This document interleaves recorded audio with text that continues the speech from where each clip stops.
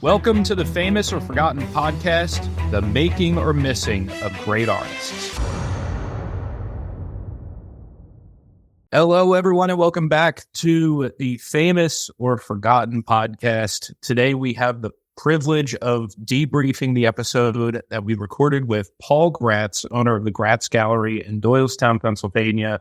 I am joined today by Mr. Alex himself, Mary, and Clyde.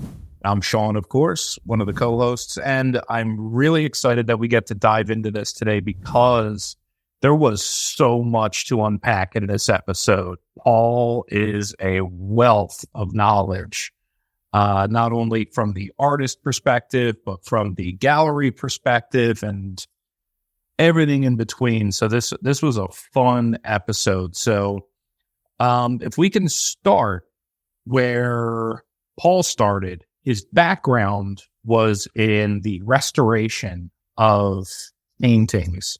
I'd love to hear all of your thoughts on not only that as a concept, but also how this was a little bit of an edge that Paul had. And is there an advantage for an artist to have their own edge if they're trying to make it, as we call it? Good question. Yeah, I mean, I definitely think from Paul's perspective, it gives him an edge into how he sources art. I think that gives him the ability to differentiate himself you think about like buy low, sell high. He's buying art and estates that are, maybe are not well maintained or could not be sold in the current condition. And he has the ability to restore them to a really nice condition so they get the highest value. And I think for him as a gallery, which we've come to learn are really the salespeople and the people that open doors for a lot of artists, if they're buying estates, I think he has a huge leg up. I mean, the rest of it is going to be the network, but in terms of buying, I think that gives him a huge leg up. Sorry. I agree with you. I mean, as I was hearing Paul describe that, and I was just thinking to myself, like, what a good position to be in, because like he's kind of like going to be the person that most of people, not most, but at least some of the people that find themselves in this predicament of like coming across art that they have no idea what to do with is kind of just exposed to that world, hearing the stories. Getting sort of quote unquote, for lack of a better term, first dibs on some pieces out there that not a lot of people might have seen in a long time. Which I think to me it's amazing. It's sounds like a very interesting job to have, for sure. I agree with you, Sean. I found like so much knowledge in this episode. Even listening to it like a second time, I feel like even more was jumping out at me. And I thought like hearing him talk about his like conservation work was really interesting because I just had no idea how it works. And I thought it was really cool that everything they do is like reversible, or they try to make it reversible so like can be restored, which is just a really interesting fact. I was thinking about how like in terms of having an edge, doing that restoration work must have really like honed his eye for like, and he talks a lot about it like for craftsmanship and for like technical skill and just like getting to work with and see so much art in that way, I think must have really then helped him like as a gallery owner being able to really see like those bits and details in different pieces of art. Absolutely. I'll add on to that because he also works as an appraiser. Mm-hmm. Yeah. So being able to understand like, subtle nuances that many others may not. Mm-hmm.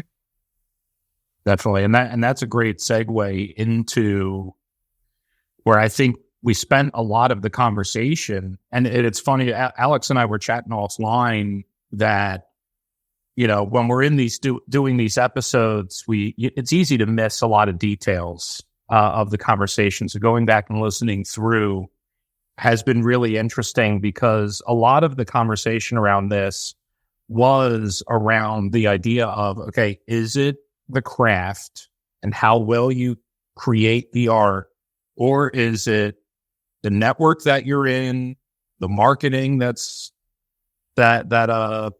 marketing that's put into it? I mean, we could go in 80 different directions just based on the conversation with Paul by itself. But let's start with what I believe Paul referred to as the hubs. So the town that you're in and the role that it plays in your success as an artist. Yeah, it seems like it's crucial, even now. In the way he's mentioning it, I mean, he talked about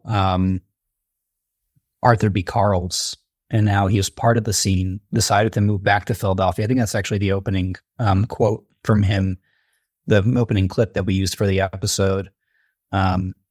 He talks about how he was in New York, decided to move back, and the rest is kind of history. And it's amazing how such an artist like Arthur B. Carl's that taught a number of other abstract expressionists that were then famous doesn't get the recognition that he ought to, let's say. 100%. Mm-hmm. Yeah, I agree. Sorry, Mary, go ahead. I thought when he was also talking about just like the connection to affluent locations in terms of like where art gets big, and just like, if you're not, getting on the golf course and networking, like your like opportunities are just less. And another side of that, which he also touches on Philly specifically as kind of being a difficult town for artists.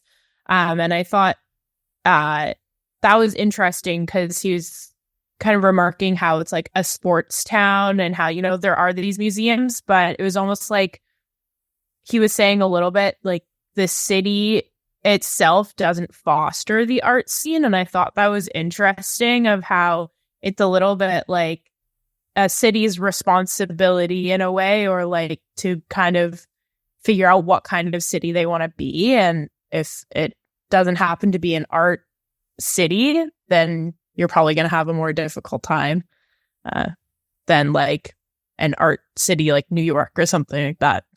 Absolutely. Mm-hmm. Yeah, I thought it was kind of funny that he mentioned how, one of the most famous art museums in the world is the Philadelphia Museum of Art, and most people spend their time there reenacting the scene. Yeah. Rocky. Like that's what goes on there. Yeah. And, I thought it was interesting just from the concept of like, we always want to look at art in a different light, but at the end of the day, it's just another industry. It's just the way business is done. Art is not immune to it, right? You want to be an actor, you have to go to Hollywood, or maybe New York in some areas, or musician. Now it's like Tennessee, or you have to be at those hubs where it's happening. And yeah, art is the same thing. In addition to location, I mean, there's just money that has to kind of be poured, and then there's a little bit of luck sometimes that's involved in that. So like, luck, you can kind of it's kind of that quote. I'm probably going to butcher it, but it's where preparation, something like makes its own luck or something like that along those lines. But you can control what you can't control, but like location is going to be important. Yeah, I mean, we even have the example of Pat Stark Feinstein being in New York and taking cab, bumping into someone, right? She doesn't spend any time in New York in comparison to others that are in the art community. And the times that she's actually been able to progress Sam Feinstein's work because she bumped into someone. Yep, absolutely. Mm-hmm. Yeah, and one of the things that Paul mentioned, and I think it's worth spending maybe an extra minute or two on this as a discussion, is one of the things that Paul really dug into And I was, in re-listening to it, I was very surprised that he was as honest as he was. Well, I am, but I'm not at the same time.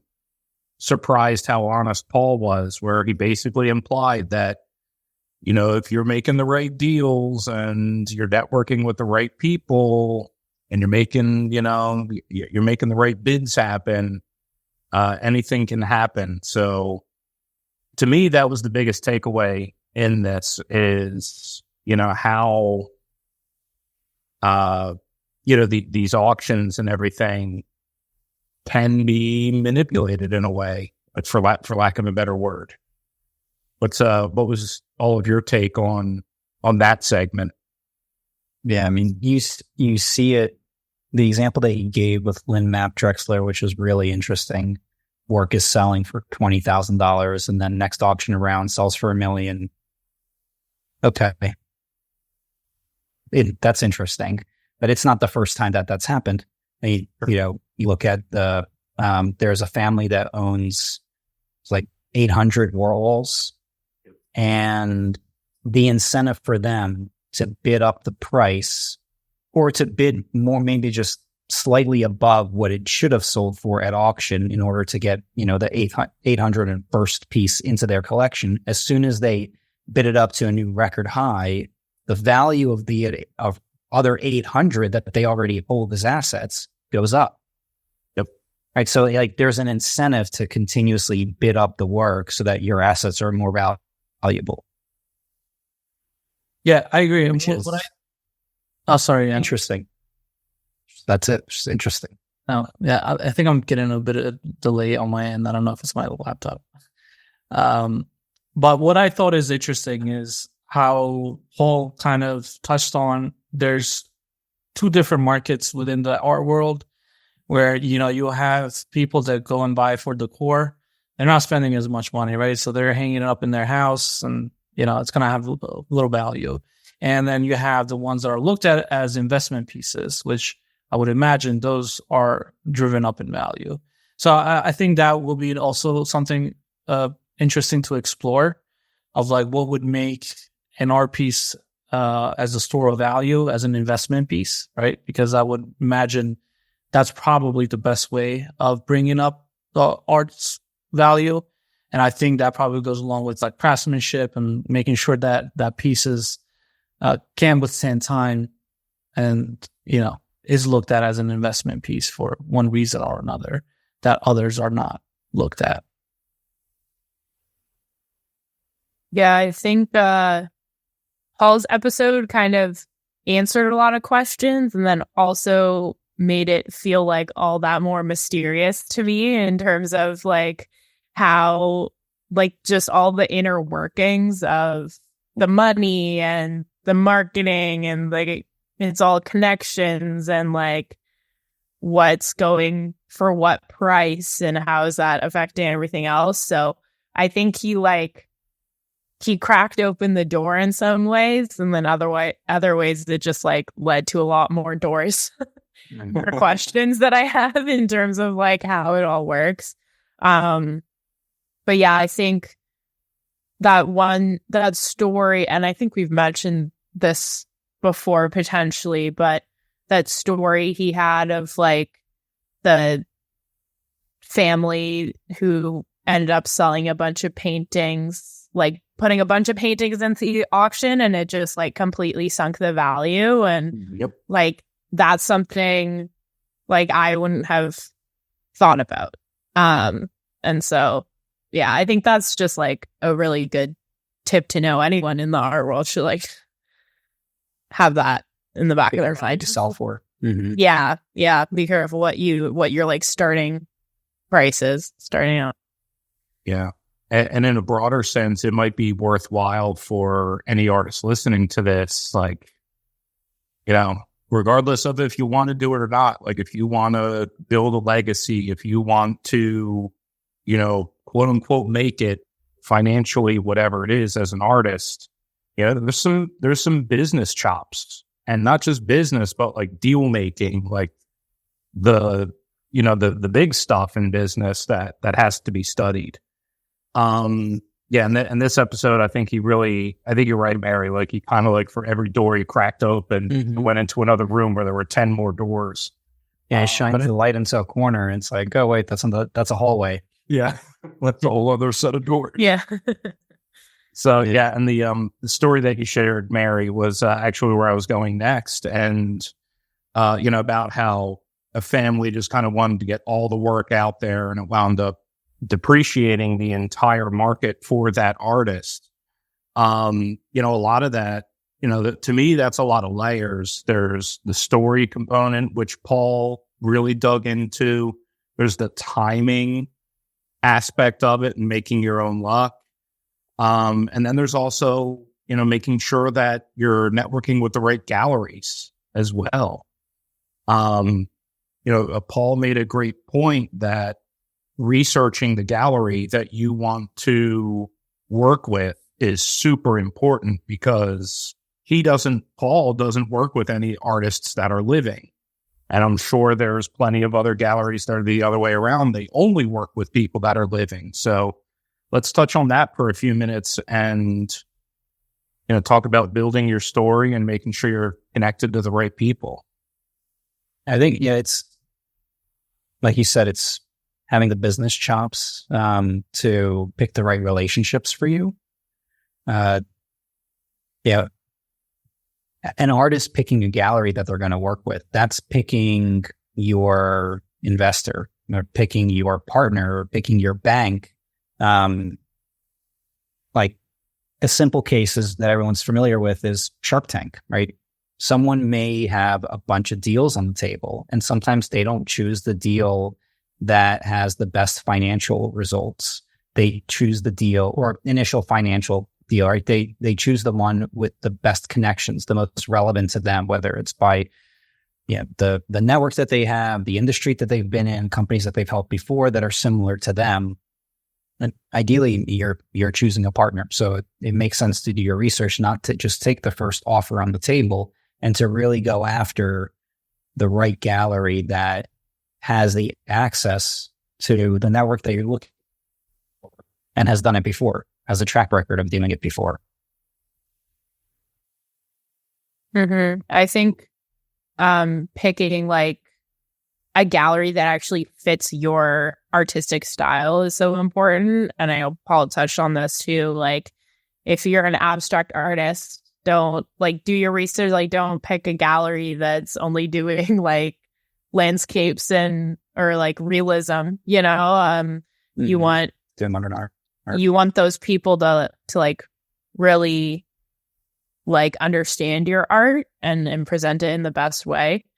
And I think that's also it. I feel like it must be hard too, just because like obviously galleries also want to be like staying relevant and like up to date. And so if like your style of art isn't necessarily what's like popular or trendy or in right now, I can imagine it would maybe be harder to find a gallery that would work for you, or like is a good fit that is maybe also well known.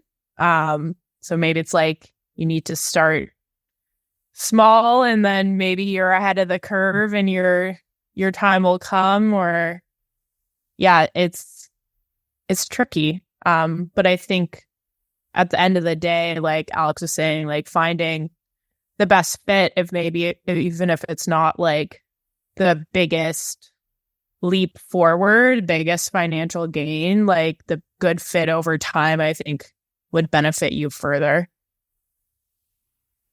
And if you can't find a gallery, start your own.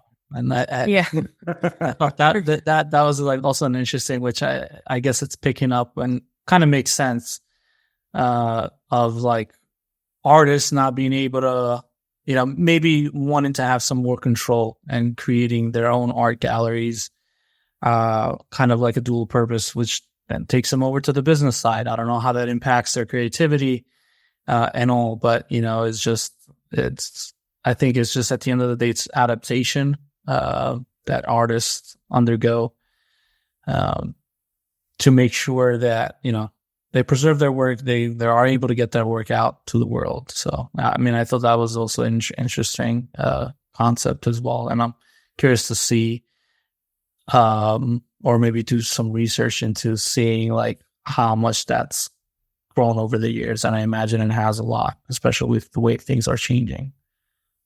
Absolutely. And speaking of changing, getting to the last point of this episode, and I didn't write down the quote directly, but we asked Paul about the impact of the internet, and he shared how his gallery grew as a result of COVID and more people spending time and buying art online. The quote that I found interesting from Paul was that with the internet, it will be possible for an artist to make a living, get by, pay their bills, etc. But if you want to become that household name, if you want to gain wealth from your art, there is still that element of the network and being connected with the right people to make that happen. So it just seemed like this whole episode, it just kept looping back to get connected with the right people, get connected with the right people. So what was everyone's final thoughts on that? Reed always said it's all about the people. I mean, it definitely is, right? Even if it's online, you got to connect with the right people. And I mean, it seems like it's all about relationships, right? It's in this industry, like many other industries. So, and the reach out to get connected to the right people may not be like, hey, take a look at my art and let me know if you want to represent me. Maybe connecting on a personal level, figuring out what they like, what they do. It's something that they're already doing. Absolutely. Get them to like you first. Mm-hmm. Mm-hmm. Yeah. Go ahead, Clyde. Right. I was going to say, it's like that old cliche of, it's not what you know, it's who you know. And every business, every industry is going to have that. And even from the beginning of listening to Paul, it was kind of like confirming some of those initial fears and doubts that I had about this whole project. That it's like, there's a lot there's layers and layers of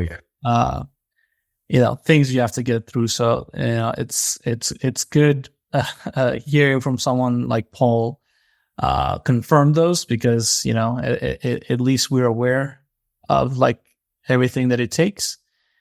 Knowing that is important, and then kind of trying to adapt it and maybe take it into a different level from what's current.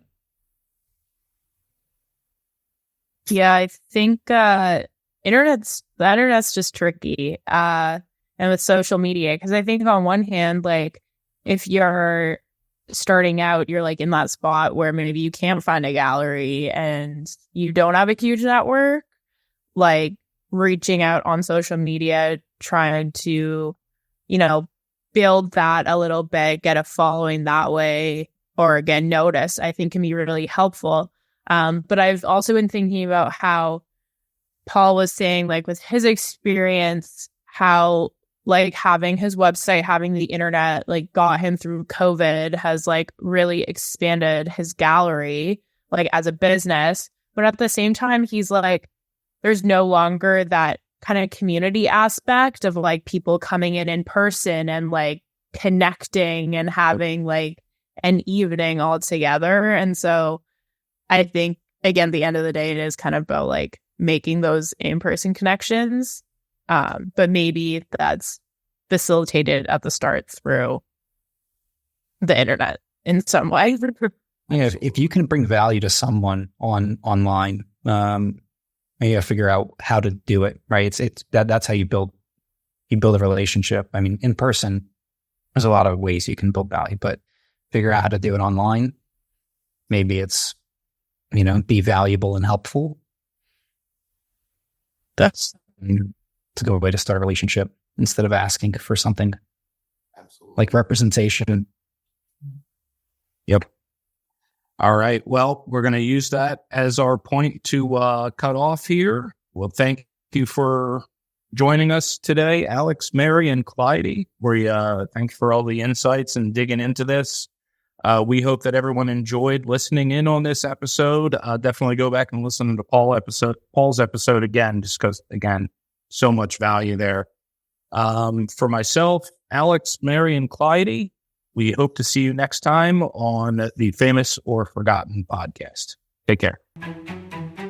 Thank you for tuning in to this episode of the Famous or Forgotten podcast. We hope you found it insightful, educational, entertaining, and everything else that goes into a great podcast. We are always looking for folks to provide insights into this conversation around artists and what makes them succeed or not. If you feel like you have some insights to provide to this show, feel free to check the podcast notes below, or if you're watching on YouTube, in the show description. Our contact information is there. You can get in touch, and we'd love to start the conversation with you and allow you to provide any kind of insights that you think might be helpful. Stay tuned, and we'll see you on the next episode.